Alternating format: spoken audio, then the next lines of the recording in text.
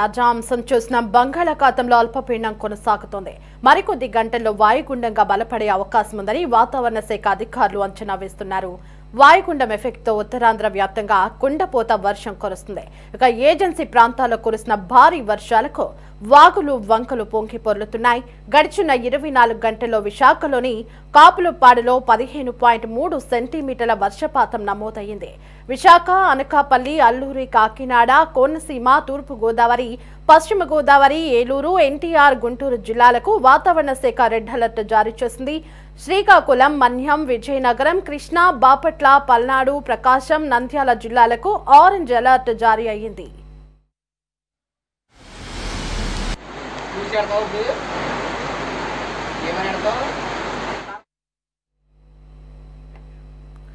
ఇక ఇదే అంశానికి సంబంధించి మరింత సమాచారం కరెస్పాండెంట్ రామకృష్ణ ఫోన్ ఇన్ లో అందిస్తారు. రామకృష్ణ, బంగాళాఖాతంలో ఏర్పడిన వాయుగుండం మరింతగా బలపడి అల్పపీడనంగా ఏర్పడే అవకాశం ఉన్నట్లుగా వాతావరణ శాఖ అధికారులు అయితే సూచించినట్లుగా తెలుస్తుంది. ఇప్పటికే రాష్ట్రంలో ఏర్పడినటువంటి భారీ వర్షాల కారణంగా వాగులు వంకలు అయితే పొంగి పొర్లుతున్నాయి. మరి అధికారులు ఏ విధంగా అప్రమత్తమయ్యారు? దేవి, బంగాళాఖాతంలో కొనసాగుతున్న అల్పపీడనం మరింత బలపడి వాయుగుండంగా మారే అవకాశం ఉందని వాతావరణ శాఖ ఇప్పటికే హెచ్చరికలు జారీ చేసింది. కోస్తాంధ్రకు మరో 24 గంటల్లో భారీ నుంచి అతి భారీ వర్షాలు పడే అవకాశం కూడా ఉంది. భారీ వర్షాల నేపథ్యంలో ఇప్పటికే అధికార యంత్రాంగం పూర్తి స్థాయిలో అప్రమత్తమైంది. ప్రత్యేకంగా అన్ని జిల్లాల్లో కూడా కంట్రోల్ రూమ్ ను ఏర్పాటు చేశారు. పలు జిల్లాలకు సంబంధించి ఇప్పటికే ఎల్లో అలర్ట్ ను కూడా జారీ చేయడం జరిగింది. సముద్రంలోకి మత్స్యకారులు ఎవరు వేటకు వెళ్లరాదని కూడా హెచ్చరికలు అయితే జారీ చేయడం జరిగింది. పశ్చిమ మధ్య బంగాళాఖాతంలో అల్పపీడనం ప్రస్తుతం కొనసాగుతుంది. మరో 12 గంటల్లో అది వాయుగుండంగా మారే అవకాశం అయితే ఉంది. రేపు దక్షిణ ఒడిశా, ఉత్తరాంధ్ర మధ్య తీరం దాటే అవకాశం ఉందని వాతావరణ శాఖ అధికారులు చెప్తా ఉన్నారు. విశాఖ, అనకాపల్లి, అల్లూరి సీతారామరాజు జిల్లాలకు ఇప్పటికీ రెడ్ అలర్ట్ జారీ చేయడం జరిగింది. అలాగే తూర్పు గోదావరి, కాకినాడ, ఏలూరు జిల్లాలకు రెడ్ అలర్ట్ జారీ చేశారు. అక్కడ 25 సెంటీమీటర్ల వర్షపాతం నమోదయ్యే అవకాశం ఉందని కూడా వాతావరణ శాఖ అధికారులు అంచనా వేయటం జరిగింది. అలాగే పశ్చిమ గోదావరి, కోనసీమ, ఎన్టీఆర్, కృష్ణా జిల్లాలకు ఆరెంజ్ అలర్ట్ ను జారీ చేయడం జరిగింది. పల్నాడు, శ్రీకాకుళం, విజయనగరం, మన్యం జిల్లాలకు సంబంధించి వాటికి కూడా ఆరెంజ్ అలర్ట్ ను జారీ చేశారు. అక్కడ 10 సెంటీమీటర్ల వర్షపాతం నమోదయ్యే అవకాశం ఉందని కూడా వాతావరణ శాఖ అంచనా వేస్తోంది. బాపట్ల, ప్రకాశం, నంద్యాల, కర్నూలు, కడప జిల్లాలకు ఎల్లో అలర్ట్ ను జారీ చేశారు. సముద్ర తీరం వెంబడి గంటకు 50 నుంచి 65 కిలోమీటర్ల వేగంతో ఈదురుగాలు వీచే అవకాశం కూడా ఉందని చెప్తా ఉన్నారు.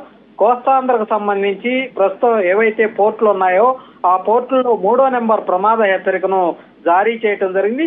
ఇక వైద్య ఆరోగ్య శాఖ సంబంధించి ఎలాంటి పరిస్థితి ఎదురైనా అత్యవసరమైనటువంటి పరిస్థితుల్లో అవసరమైనటువంటి వైద్య సేవలు అందించేందుకు కూడా అప్రమత్తంగా ఉండాలని వైద్య ఆరోగ్య శాఖ మంత్రి సత్యకుమార్ ఇప్పటికే వైద్య శాఖ అధికారులకు ఆదేశాలు కూడా జారీ చేశారు. ఈ వర్షాల కారణంగా వ్యాధులు ప్రబలే అవకాశం కూడా ఉండటంతో అధికారులు అప్రమత్తంగా ఉండాలి. అలాగే నీటి ద్వారా డయేరియా, మలేరియా లాంటి వ్యాధులు వ్యాప్తి చెందే అవకాశం ఉంది కాబట్టి అక్కడ ప్రజలకు తగిన సూచనలు కూడా ఇవ్వాలి. వేడి కాగబెట్టిన నీటిని తాగే విధంగా వాళ్లకు స్పష్టమైనటువంటి అవగాహన కల్పించాలని కూడా ఆదేశాలు కూడా ఇవ్వటం జరిగింది. అవసరమైనటువంటి ఔషధాలు ఏవైతే ఉన్నాయో మందులన్నింటినీ కూడా సిద్ధంగా ఉంచాలని కూడా ఇక ఏఎన్ఎం కావచ్చు, ఆశా వర్కర్లు కావచ్చు, వాళ్ళందరూ కూడా పబ్లిక్ అవసరమైనటువంటి క్లోరిన్ టాబ్లెట్లు కానీ ఇతరత్ర మందులు కానీ వాటన్నిటిని కూడా సప్లై చేయాలని కూడా ఆదేశాలు ఇవ్వడం జరిగింది. ఇప్పటికీ ప్రస్తుతం ఉత్తరాంధ్ర జిల్లాల్లో వర్షాలు కురుస్తున్నటువంటి నేపథ్యంలో విశాఖకు సంబంధించి పెదగంట్యాడ మండలంలో పాలవలస అనే గ్రామం నీట మునిగినట్లుగా తెలుస్తోంది.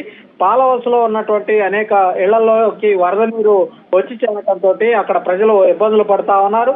సహాయక చర్యలు అధికారులు చేపడతా ఉన్నారు.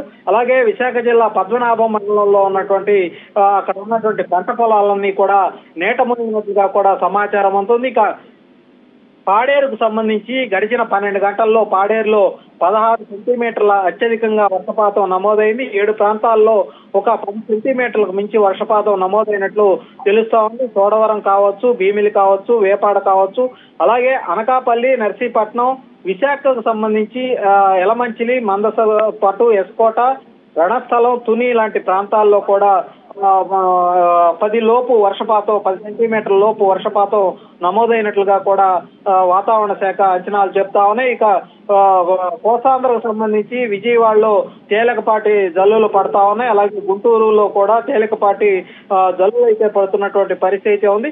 లోతట్టు ప్రాంత ప్రజలు ఎవరైతే ఉన్నారో వాళ్ళు ఎవరు కూడా ఇబ్బంది పడకూడదన్నటువంటి ఉద్దేశంతో కృష్ణానది కూడా ఉధృతంగా ప్రవహిస్తుంటతోటి ముందస్తుగానే వాళ్ళందరినీ కూడా పునరావాస కేంద్రాలకు తరలించే ఏర్పాట్లన్నీ కూడా కొనసాగుతున్నటువంటి పరిస్థితి ఉంది. ఇక ఉత్తరాంధ్ర ప్రాంతంలో అల్లూరి మన్యం జిల్లాలకు సంబంధించి అక్కడ ఉన్నటువంటి కలెక్టర్లకు కూడా రాష్ట్ర ప్రభుత్వం స్పష్టమైనటువంటి ఆదేశాలు జారీ చేసింది. ఎందుకంటే ఈ వర్షాల కారణంగా కొండ చర్యలు విరిగిపడే అవకాశం ఉంది. ఈ క్లౌడ్ బరెస్ట్ లాంటివి కూడా అనుకోని పరిస్థితుల్లో గనక జరిగితే ఆ కొండ ప్రాంతాల్లో, వాలు ప్రాంతాల్లో నివసించిన ప్రజానికులు ఎవరైతే ఉన్నారో వాళ్ళందరినీ కూడా ముందుగానే అప్రమత్తం చేసి పునరావాస కేంద్రాలకు తరలించడం మంచిదన్నటువంటి అభిప్రాయాన్ని కలెక్టర్లకు వెలిబుచ్చారు. వాళ్ళు కూడా ఇప్పటికే ఆ దిశగా ఆ గిరిజన ప్రాంతాల్లో ఉండే వాళ్ళందరినీ కూడా సురక్షిత ప్రాంతాలకు తరలించే ఏర్పాట్లు అయితే కొనసాగుతున్నటువంటి పరిస్థితి కనిపిస్తా ఉంది. ఇక ఏలూరు జిల్లా కొల్లేరుకు సంబంధించి అక్కడ కూడా వరద ఉధృతంగా కొనసాగుతోంది. మండవల్లి మండలంలో పెనుమాక లంక, అలాగే కైకలూరు మధ్య రాకపోకలు అన్ని కూడా నిలిచిపోయినట్లు సమాచారం అందుతుంది. ఏలూరు గ్రామీణ మండల ప్రాంతంలో ఉన్నటువంటి కోమట్లంక, ఆటపాక గ్రామాలకు కూడా రాకపోకలన్నీ కూడా నిలిచిపోయాయి. ముంపు నివారణ చర్యలు చేపట్టేందుకు అధికారులంతా కూడా చర్యలు అయితే తీసుకుంటా ఉన్నారు. కొల్లేరు, ఉప్పుటేరులో ఈ గుర్రపు డెక్క కారణంగా ఈ వాటర్ అంతా కూడా పైకి తన్నుతుండటంతో పరిసర గ్రామాల్లోకి వరద నీరు చేరుతోంది. దీంతో పొక్లైనలతోటి ఆ గుర్రపు డెక్కను తొలగించే ప్రయత్నాలన్నీ కూడా కొనసాగుతున్నాయి. అలాగే ఆక్రమణలు తొలగించే కార్యక్రమాన్ని రెవెన్యూ శాఖ అధికారులు చర్యలు అయితే చేపడతా ఉన్నారు. ఇక గోదావరి ఉధృతి కూడా బాగా పెరుగుతోంది. ధవళేశ్వరం బ్యారేజ్ దగ్గర సముద్రంలోకి దాదాపుగా 4.38 లక్షల క్యూసెక్కుల నీరు విడుదల చేస్తా ఉన్నారు. కోనసీమలో ఉన్నటువంటి వశిష్ఠ కావచ్చు, వైనతేయ కావచ్చు, గౌతమి కావచ్చు, వృద్ధ గౌతమి కావచ్చు, గోదావరి ఈ నది పాయలన్నీ కూడా చాలా ఉధృతంగా ప్రవహిస్తా ఉన్నాయి. లంక గ్రామాల్లోకి నీరు ప్రవహించే అవకాశం ఉంది. ఇప్పటికే చాలా లంక గ్రామాలు ఎవరైతే బూరుగు లంక కావచ్చు, అరిగల వారికోట కావచ్చు, ఈ గ్రామస్తులంతా కూడా వాళ్ళకి రాకపోకలన్నీ కూడా ప్రస్తుతం స్తంభించిపోయాయి.